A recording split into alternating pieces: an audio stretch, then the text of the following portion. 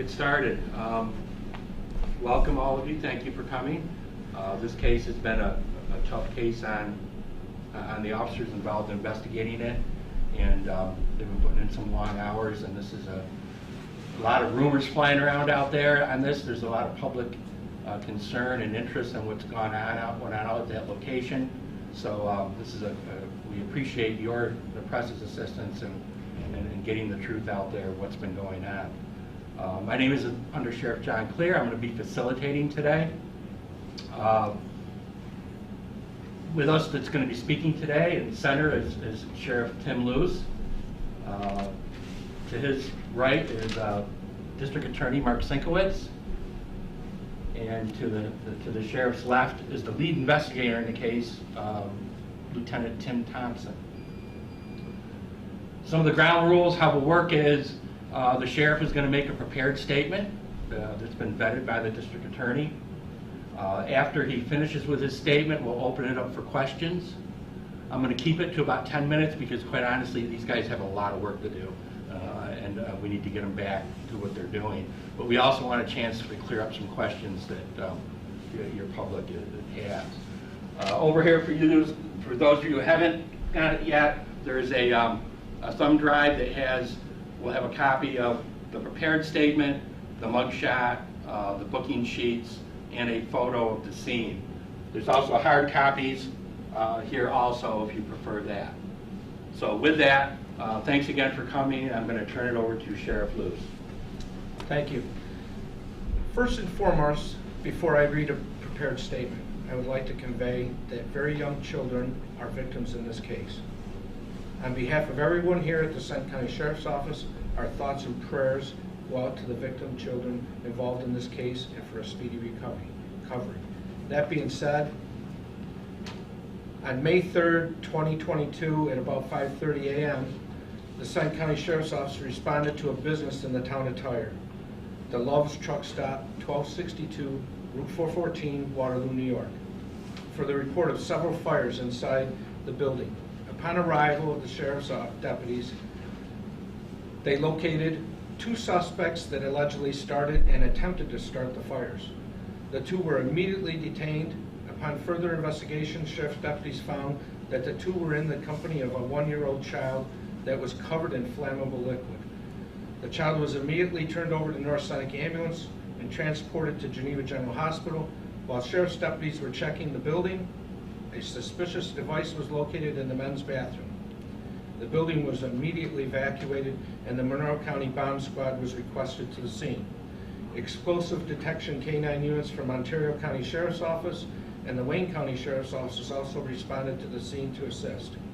After about 4 hours later, the building was declared safe and the suspicious device was determined to be a makeshift replica and not incendiary in nature. During this time, a second child, 4 years old, was located injured and abandoned in the cab of a tractor trailer in relation to the incident. Sheriff's deputies forced entry into the cab and removed the child. The child was immediately transported to Geneva General Hospital by North Seneca Ambulance. The child was later airlifted to Strong Memorial Hospital by LifeNet Air Ambulance and with suspected head injuries. Sheriff's investigators were working tirelessly to determine the facts surrounding this matter. It is alleged that the two suspects had poured a flammable liquid on the 1-year-old child and attempted to light the child on fire inside the building. Luckily, the two were unsuccessful. Circumstances surrounding the 4-year-old are still under investigation.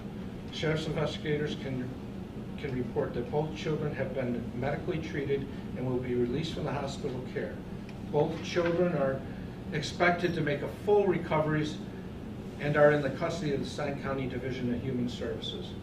As a result of this investigation, Jamie L. Avery Jr., age 28, of 4570 Old Military Trail, West Palm Beach, Florida, was charged this morning with attempted aggravated murder, a Class B felony, attempted murder in the second degree, a Class B felony, arson in the second degree, a Class B felony, attempted arson in the second degree, a Class C felony, endangering the welfare of a child, a Class B misdemeanor, 2 counts. Avery was arraigned in the Seneca County Centralized Arraignment Court and remanded to the Seneca County Correctional Facility on a $100,000 cash bail and $250,000 secured bond. Avery is to reappear in the town attire court at a later date. It is anticipated that the second suspect will be charged in the near future. Both may face additional charges as the investigation continues. The Seneca County Sheriff's Office was assisted in the initial response by members of the New York State Police, Seneca Falls Police Department, Waterloo Police Department. Clyde Fire Department also responded to the scene with assistance provided by the Junius Fire Department, Seneca Falls Fire Department, Waterloo Fire Department. Additionally, the building suffered minor damage from the event. Sheriff's investigators are working closely with the Seneca County District Attorney's Office and the Seneca County Child Protective Services as investigation continues. At this time, if you have any questions, I'll take a short question and answer period if we can answer those questions. Is there any relationship between Avery and the children? We believe that there is a parental relationship, but we haven't fully determined that yet. You had a question? Yeah, and so what are we looking at as far as the second suspect? Why aren't they named, and what's their relation to it all? At this point, we can't disclose that. If I may ask another, why the children? Why were they set on fire? What's the circumstances surrounding these incidents? I'm not sure I understand the question. So what's the circumstances surrounding the incidents? Why did they set the children on fire? What did they say, or what did Avery say during his questioning? At this point, I don't think I can comment on that. Did they know anybody at the Love's gas station by any chance? Is that where they tried to send a message, or? It did not appear so. It says you guys said he's from West Palm Beach, Florida, so do you know these things surrounding that? He drove here, they drove here, how did they get here? We believe that the suspect was a tractor-trailer driver. In his paperwork, it says that he was from Syracuse, right? Can I confirm that? I can comment. He does have some family ties to the Syracuse area. Okay, but he currently resides in West Palm Beach? Yes, sir. Okay. Would it be fair to say that they did start some fires inside, and they tried to set the child on fire, but were unsuccessful doing that? That would be accurate. Okay. What was the motive behind setting the fires inside the Love's gas station? Can't speak to that. I don't really know. Can you go into detail on the injuries? I don't believe we can disclose that at this time, but as the sheriff stated in the statement, both children are believed to make full recoveries. And we believe the 4-year-old is related to the incident that happened inside, correct? Yes, correct. Was that child inside Avery's semi-truck? Yes, I believe, yeah. It appears this was, the area, Love's, was just random. Just happened to happen here. Correct. All right. Yes. Are both children related to one another? We believe so, but we haven't been able to confirm that. But we believe they are, yes. Are there any other parental units involved? Are they aware of what happened with these children? Are they out of the picture? At this point, I don't think we can comment on that. We have spoken to family, and we're working on those details, but it's still early on. And do we have a court date for these guys, or when the next one's supposed to be charged? The suspect who has been charged has an appearance scheduled for Friday at 4 p.m. in the town of Tyre. And that's Avery, the suspect that we have named, right? Correct. Okay. And then as far as charges as the other person goes? Because they haven't been charged, there's no proceeding scheduled. Oh, I'm sorry, not for court. As far as when charges will be given out for this individual? That's yet to be determined. Okay. Would that be a prelim on Friday, or? Correct. Preliminary? Correct.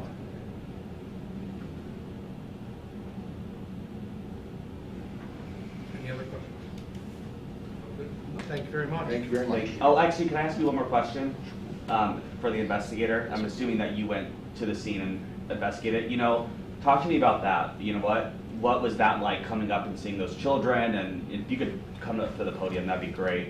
so you just better get sound. I mean, how are the officers doing after seeing something like that? We definitely are touched by these types of cases, and it definitely hits home for those that have children. I think we're all doing well, and we have the support system in place to make sure we all do well. We'll continue to monitor each other, make sure that we're mentally healthy, but there's no doubt about it. These cases take a toll, and they're difficult and challenging to work. And you know, we kind of like set the scene for us when you guys approached. You know, how are the kids looking? Is that something you could talk to? At this point, I think it's part of the investigation we can't divulge. Okay, and then can you guys possibly spell your guys' first and last name just for the record, and we can have them so we don't super you guys something weird, you know? Sure, I'll go first. My first name is Timothy, Timothy, last name Thompson, Thompson. First name Mark, last name Sinkowitz, Sink, like your kitchen sink, Iewicz. And I'm Sheriff W. Timothy Luce. Timothy, and the last name is Luce. I do have one more question. So you guys spoke briefly about this makeshift device. Can you describe what it was, what it looked like, or details around that?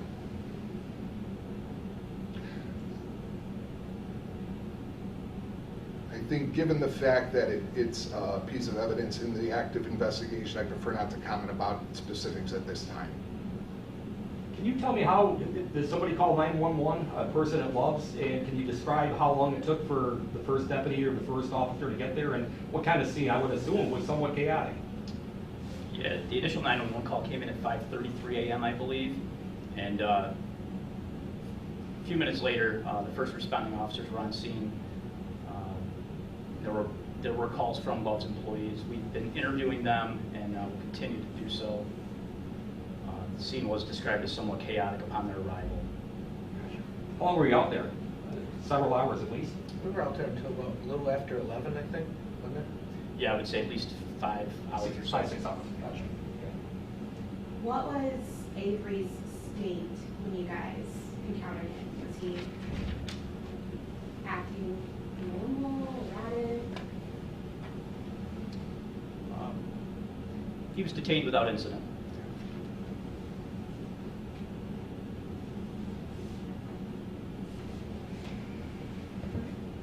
Got time for like 2 more if you have anything else.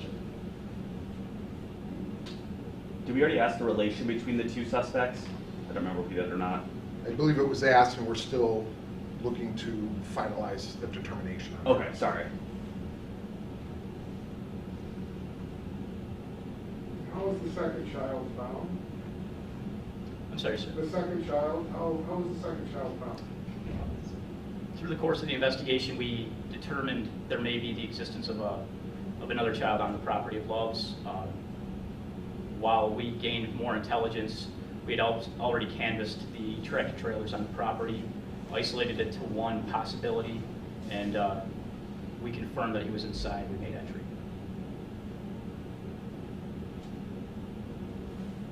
Children related, do we know?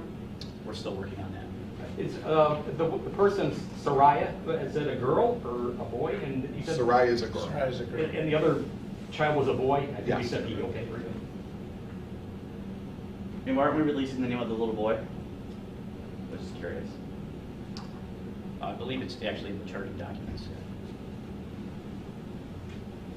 Okay, everyone. These gentlemen need to get back to work. We thank you very much for coming and helping us get the facts out on this case. Please, before you leave, you want to help yourself to a cup of coffee, use the facilities, make yourself at home. Thank you very much. Thank you, everyone. The last 2 pages of the charging documents, you'll find those. Is that the packet right here? Yes, sir. Last 2 Okay. pages, you'll find these. Got it. Okay. Thank you. Actually, yes.